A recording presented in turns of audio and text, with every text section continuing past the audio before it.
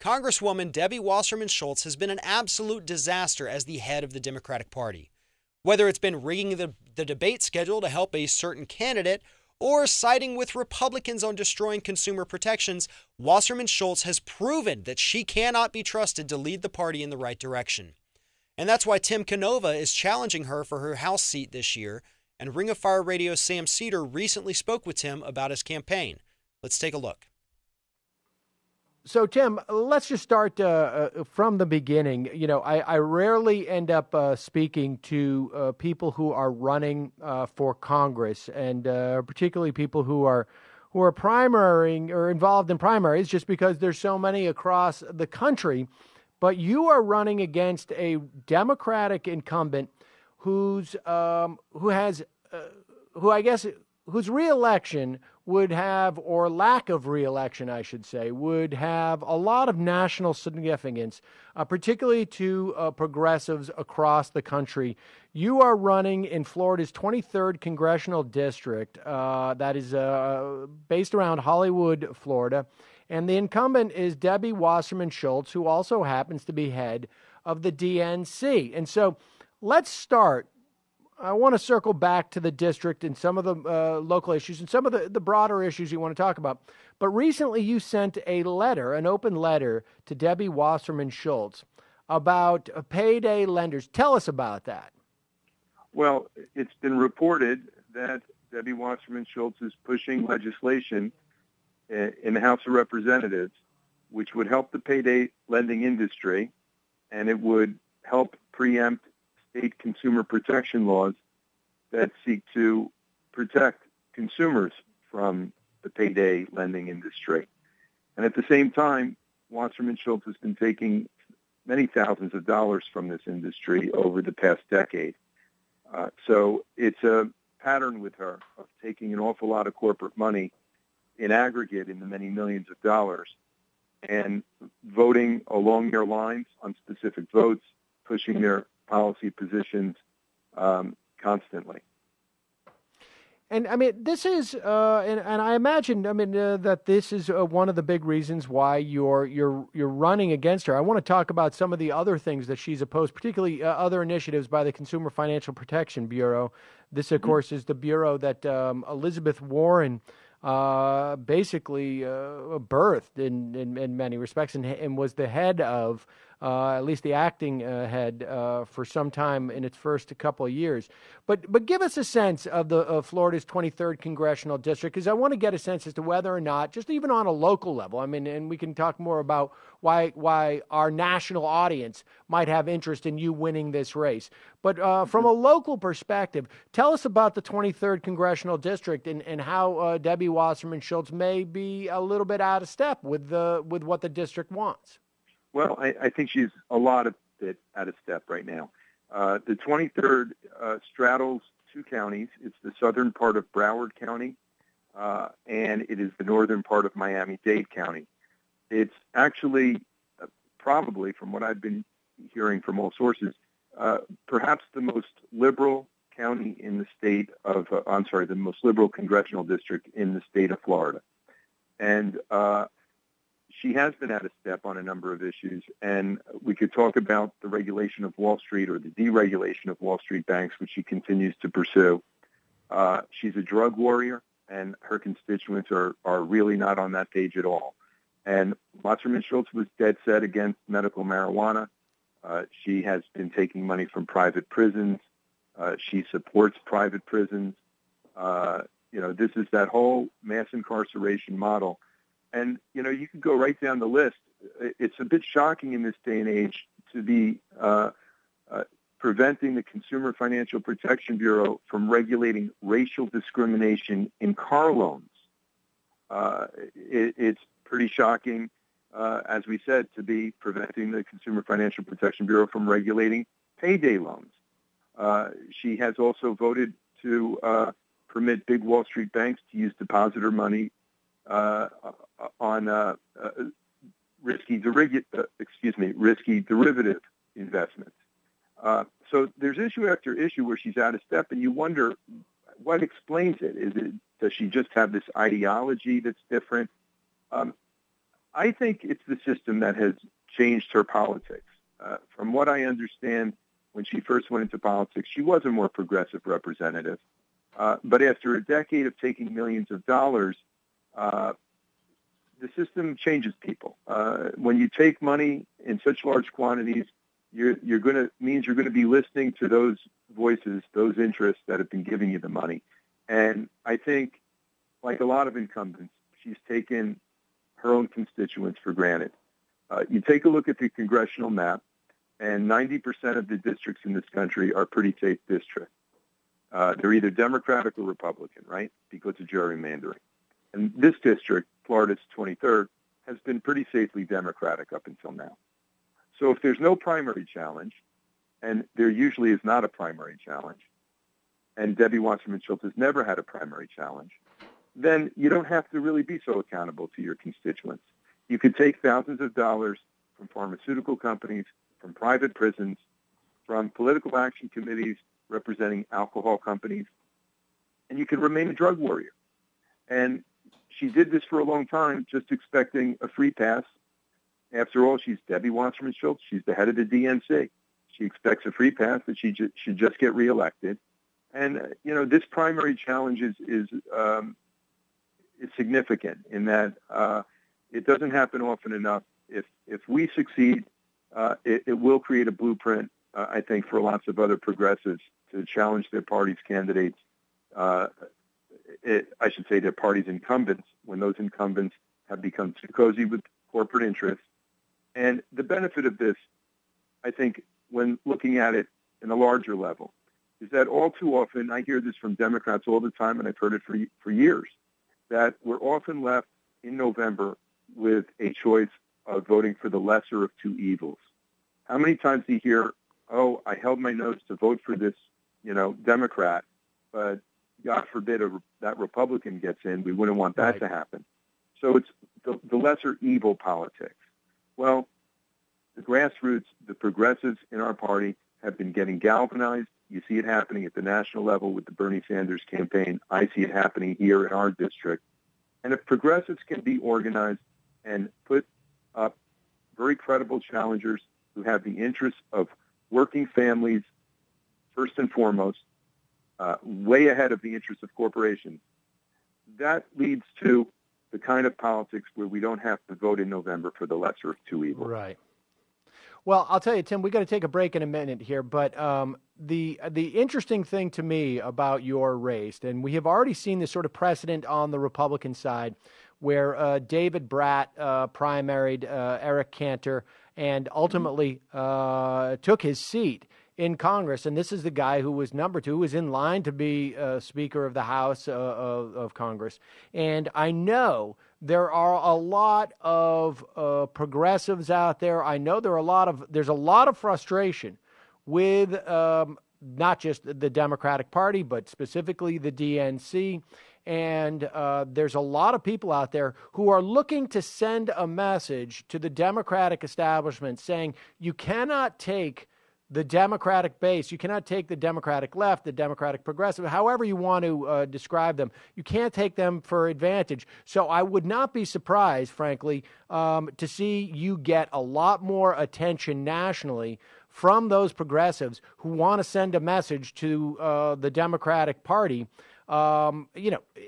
which is not to say that your policies, and we're gonna take a break, and we're going to talk more specifically about what your thoughts about the Fed and about some of those issues that you intend to champion. But just to send a message, I would imagine you're going to get a lot of attention from progressives across the country. We got to take a quick break. We're going to come back with Tim Canova. He is primarying Debbie Wasserman Schultz, who also happens to be the chair of the DNC, but she is a congresswoman from Florida's 23rd Congressional District. We'll be right back with Tim Canova. In 1980, 52 separate corporations owned the media, ranging from newspapers to magazines to television. TV media was considered a marketplace for important ideas and investigative stories. America had one of the most vibrant media infrastructures in the world. Today, 5 multi-conglomerate corporations own all of it. They own all the media, TV, radio, newspaper, and magazines. The truth is, meaningful reporting has died. It's created a window, a void that can be occupied by outlets like Free Speech TV, where advertisers and powerful politicos and NBAs don't tell us what we can or cannot say. They don't tell us what we can or can't report. Corporate media is dead, ladies and gentlemen, but truth-teller outlets like Free Speech TV, well, they're just now being born. So here's the problem. If you want reporting that's not controlled by a corporate-owned and dominated CEO, if you believe that you deserve a sincere reporting outlet that has no allegiance, no political party affiliation, if you understand that our democracy required diversity and truthfulness and courage and commitment and telling the whole truth about wars or the economy or corporate corruption or our environment, if you believe that and you understand that, then you understand that you have to be in control of that message. That's what we do at Free Speech TV. Not the Beltway, not Wall Street, not Madison Avenue. You are in control by empowering Free Speech TV, by giving us the financial support, the tools to do what we promise to do for you every day, right here on Ring of Fire, 5 days a week. My pledge to you is that not a dollar is going to be wasted. Every dollar you pledge to Free Speech TV is going to be honored as your commitment to change. News reporting is going to change right here, right now. The truth is we're a family here at Free Speech TV who cares for, believes in, and advocates for what you believe in every day. I'm asking for your financial support to allow us to do our job the way you deserve. Go online to freespeech.org to help keep honest, independent media on the air. In the truest sense, Free Speech TV has the potential to be our line in the sand, a statement that TV reporting does have the capacity to create the kind of outrage that puts Wall Street white-collar criminals in prison. Your voice, delivered through free speech programming, really does have the potential outrage that demands that we save our planet from fossil fuel outlaws who are going to drill and frack until our grandchildren exist around an irreversible environment catastrophe. When you turn on Free Speech TV, you're going to hear our outrage. Your demands are going to be articulated by some of the most important voices in progressive media. Tom Hartman, Amy Goodman, real journalists who have devoted their lives to being your voice for your cause. Your voice only stays alive if you believe that what you think every day, what you believe every day, what you're committed to every day can show up on a network like Free Speech TV. Your voice delivered on a sustainable TV outlet unlike any other network. Think about it. Your voice kept us out of a war in Syria. Your voice saved the internet from corporate control. It was your voice, your outrage that forced Obama time after time to do what he was unwilling to do. Free Speech TV is your voice. Believe that your voice, your beliefs are important enough to be heard. I promise I will speak your voice. To do that, I'm going to need your help. Go to freespeech.org and help preserve your voice in the national media. So, Tim, when we took our break, you were telling us about some of the things that I think, describe Debbie Wasserman Schultz as out of sync with Florida's 23rd congressional district, including Hollywood, Florida, which you've described as perhaps the most liberal congressional district in Florida. And I have to say that just nationally speaking, I mean, Debbie Wasserman Schultz, and tell me if I've got my facts wrong here, she voted for fast track against most of the Democrats in the House, as far as I can tell. She was actually the only Democrat in the Florida congressional delegation, in the House delegation, to vote for fast tracking the Trans-Pacific Partnership.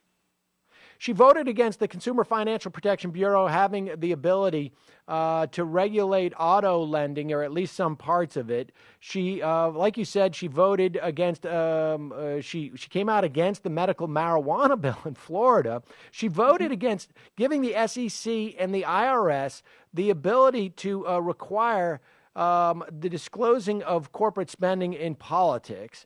I mean, this is pretty stunning stuff.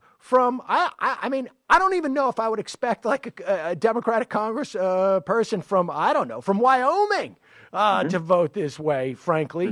It's pretty shocking that she's doing so in this type of district. But give us a sense, I mean, aside from those issues, and like you say, she's introduced legislation attacking the Consumer Financial Protection Bureau's ability to regulate payday lending, which I just find shocking. I mean, I just find it shocking from a political standpoint. She must really feel like she's completely untouchable and could do whatever she wants, or I guess whatever her corporate donors want her to do. But I want to move off that for a moment and talk about monetary policy, because you have... You, of course, are a law professor, and you have spent a lot of time studying these issues. Give me your sense of what we need to see in terms of monetary policy in this country. Well, it's interesting. You look at the debate about monetary policy now, and it's whether the Federal Reserve should raise interest rates another quarter point, keep raising rates a little bit. Is the economy heating up too much? Should the Fed slow down the economy by raising rates a little bit? And it's sort of the kind of debate we had in the 1990s. It doesn't really reflect what's happened. When you take a look at what has happened to our economy with the 2008 financial crisis, you know, we hit what's been called the Great Recession.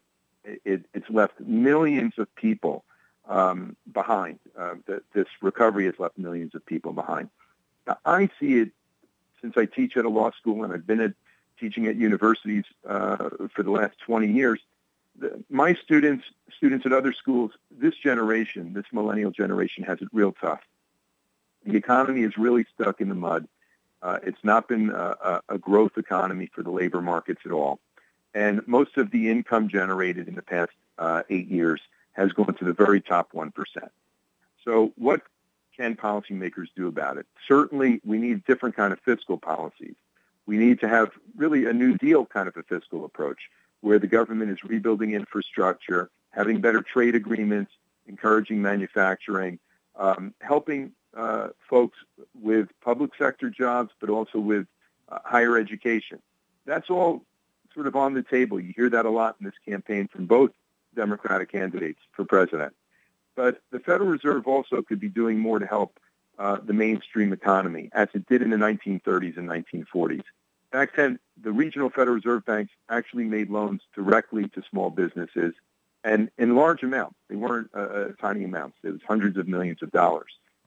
We've seen just in the past few years conservative Stanford law professors calling on the Fed to purchase municipal bonds. The way it's helped the mortgage-backed security market, it could help state and local governments by driving down the interest rate on municipal bonds so that state and local governments could make the kinds of infrastructure investments they need and help put people back to work.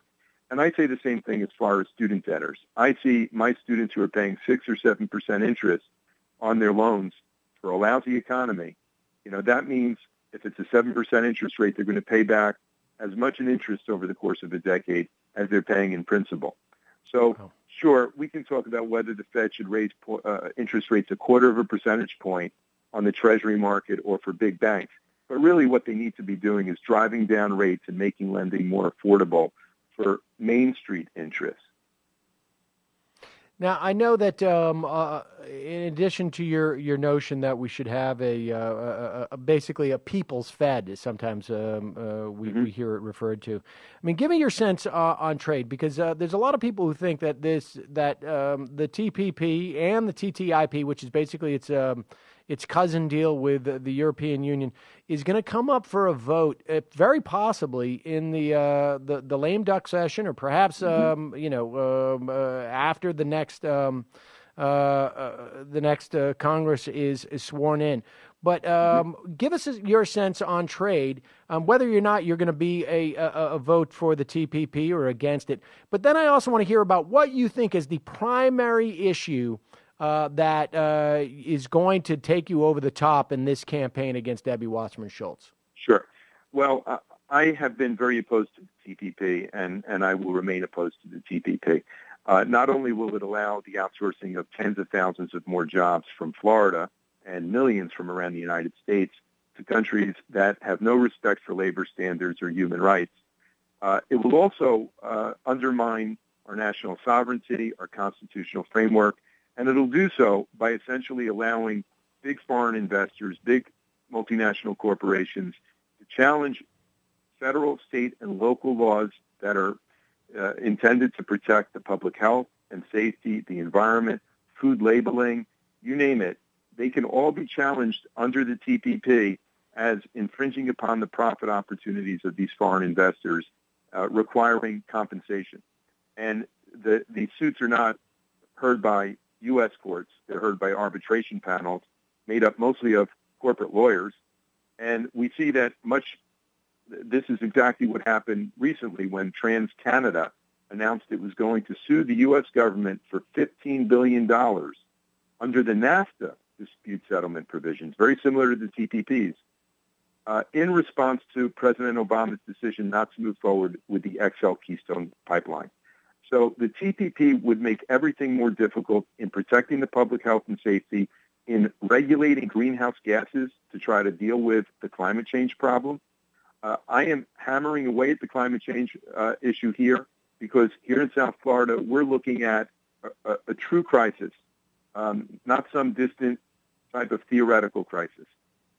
They say that within just a few years, big parts of South Florida will be underwater. We already see when there's not a cloud in the sky, when it just happens to be high tide, streets in Miami and Hollywood, all along the coast, and even inland here are flooded. And, you've got this energy industry that wants to be fracking in the Everglades. And my opponent has been really mealy-mouthed about fracking. And I'm not. I'm very opposed to fracking. I think we should convert as soon as possible to an alternative, sustainable energy economy. And that means, look, we're in the Sunshine State. We should be moving forward with solar energy in a big way. We see foreign countries like Germany that are way ahead of us in solar and wind, and we need a new electric grid. So we need a lot of investments to modernize the economy, to make it an economy that is safe and productive for future generations. The Fed and, monetary and fiscal policy is one part of it, but certainly we shouldn't be hampering ourselves with bad trade agreements that allow foreign investors to shift the cost of compliance from the big corporations to taxpayers. I look at some of the other issues. You ask what will put me over the top. Income and wealth inequality is a major one. We have a big policy statement up on our website on this now. Millennials, baby boomers, Gen Xers, you name it, they're all feeling this badly. This income inequality is hurting them quite a bit, hurting all of us. I'd say, however, the one key issue that ties all of this together really is the corruption in the political system and the need for campaign finance reform. My opponent, you look at what she's done just since we've jumped into this race. Her DNC overruled President Obama's 2008 ban on corporate lobbyist contributions to the Democratic National Committee. I'm in favor of banning corporate donations to the DNC. We have to take this dark money out of our politics. We have to move towards publicly financed elections that maximize small donor contributions. We should have free airtime. This for candidates so that they can communicate with the voters. The United States is one of only something like half a dozen democracies in the world right now that doesn't even have publicly financed elections for their federal office holders. Well, Tim Canova, the website is timcanova.com. Folks, I imagine, are going to want to visit there, and that's where they can go to support your primary challenge of Debbie Wasserman Schultz. Thanks so much for your time today, Tim. Sam, thank you.